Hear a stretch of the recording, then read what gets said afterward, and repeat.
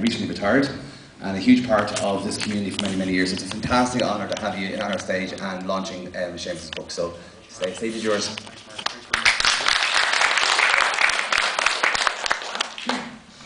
Thanks very much, Mark. That's you, Seamus.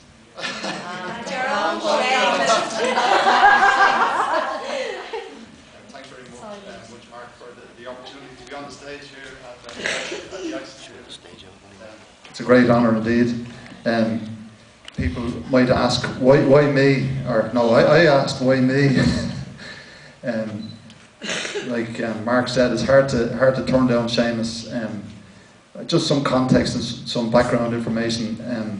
A long time ago, I started life here as a policeman in 1985, and over the years I worked for 16 years here as a policeman. So I spent almost half my life as a policeman here in Ballymum. Spent a bit of time here on a bread van, delivering bread around the flats here in 1969 and 1970. And I spent a year here in Tesco. It was Quinsworth at the time. I spent a year there as a trainee manager. So I got to know a lot of people in Ballymum over the years, and got to know a lot of community leaders here in Ballymum. And I don't want to get too melancholy, but certainly it makes me reflect when I come to a place like this on the people I met. I was just talking to Bernard there, and I do talk to Seamus on a regular basis, but there was many people who influenced my life as a policeman, and indeed had significant influence on Garda Síochána, and they included people like Mary Cooper, Kathleen Marr, Queenie Barnes, Sean O'Kearney, and Tony Byrne, and there was many more, but I think of those people because as I read through Seamus' book, he deliberately goes back at the very beginning. He goes back to 1997. But just before I get to that, I just want to say those people had a significant influence on me and my values as a policeman. But one of the other people who did influence me greatly over the years was a man I met in 1997. And I met him on a patrol that I was carrying out with Bernard Young on Slough Road, when a man came up to me with a little dictaphone in his hand with a little red light beeping, and he asked me for my observations on the drug watches that had been established throughout Ballymum, and that man was Seamus Kelly. And that was my first time to meet him, which is almost 21 years ago this summer on Slough Road. So Seamus, indeed, it's an honour to be here, and thank you very much. I too want to say what Mark has said. I'd like to say a very special warm welcome to Seamus, but a warm welcome to Kay. Where's Kay? There's Kay.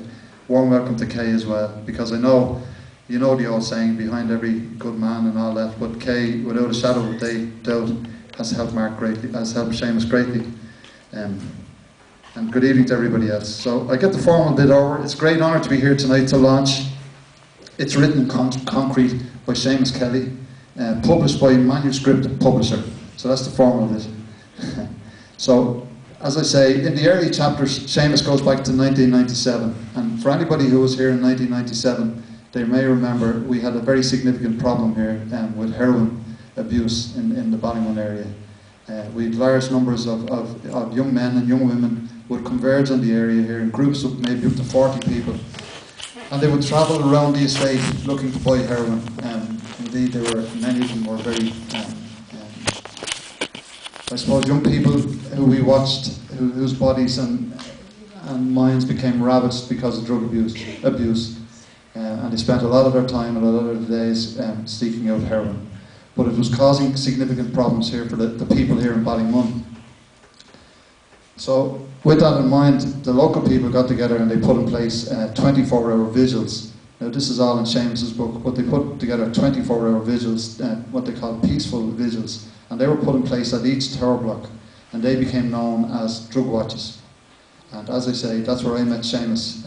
As I carry out my walk around Ballymum, Seamus would also be walking around Ballymum, visiting the drug watches, and visiting the people who were on these drug watches on a 24-hour basis. And these were ordinary people, ordinary community people who were on these drug watches, trying to make life better for their children here in Ballymum. In the book, Seamus vividly and accurately describes the situation that presented. And may I also say that he also describes it in a very sensitive way, because even as I talk here, I'm conscious that there were people who lost family members during that time to heroin. So I would have to say that Seamus describes the situation in a very sensitive way and a very accurate way, and I can support that because I was actually here with Seamus. So the facts are, I can confirm that the facts are as presented in the book by Seamus. Seamus, around that time, spoke to me, and one of his visions at the time was this idea, and you've heard him talk about this before, this idea about positive news. Positive news. And he had this idea, he wanted this to displace a kind of a stereotype, a perception of a stereotype of Ballymum, and indeed of the people in Ballymum that was growing in the media, that everything was negative and everything was wrong in Ballymum. And that was his vision. So he struggled in the early days to try and take on this challenge and to achieve his vision. But one of the early stories that I do remember was an article, a very significant article in the Evening Herald. And that article was entitled, what was it, Seamus? Oh yeah, Drugs, Community Winning the Fight. Drugs, Community Winning the Fight. It was a significant article. And basically what that article did was it gave great support to the community, and it gave great support and recognition to the community leaders, whom I've already mentioned, for their excellent work. And remember that their work was a voluntary work that they were doing. So that was the start of it in terms of positive news. Seamus had this article produced, and the byline was the byline he's just said there: drugs, community winning the fight. So that was the first practical example of positive news that I had seen in the area. In that article, he acknowledged the courage and the bravery of the community and of the community leaders as they took on the problem. And as I say, this greatly influenced, it influenced me, but significantly it influenced An Garda Síochána, because basically what An Garda Síochána did here about 10 years ago now was they launched what they called the National Model of Community Policing. And in that National Model of Community Policing, they took on board two particular areas for attention that were to be found in Ballymum, and they were working in partnership and working in a way to solve problems together with the community. So they were two key areas that we took away nationally from Ballymum that went into the National Model of Community Policing. So that's all to the people of Ballymum, Seamus. But Seamus's approach to reporting in a positive way started around 1997, and it went on for about 8 years. And in that time, in the 8 years, without a shadow of doubt, the figures are all in the book. I recall them as best I can. But he produced on a very regular basis a newspaper which reached almost 100,000 people on his own. He reached almost 100,000 people. He produced over 84 editions, and also contained in those newspapers were over 2,000 photographs. And those photographs and all those editions of the Concrete News, I'm delighted to say, have all been archived with the assistance of Dublin City Council. They've all been archived, and they're all available on archive. And I think the best way, and Seamus and I spoke about this, but the best way I think I can sum things up is that what Seamus did, in fact, over those 8 years, and indeed with his book here tonight, what he did was he's given us a legacy.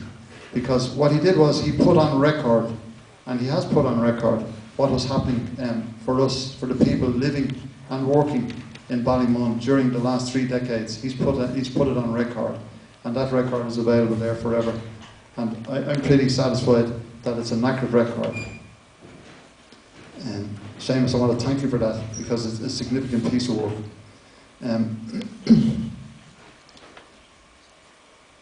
Okay, so I think, Seamus, you achieved your vision, and your vision was to get this newspaper out there to support the people in Ballymum with positive news. And no doubt, my note here says it was supported and recognized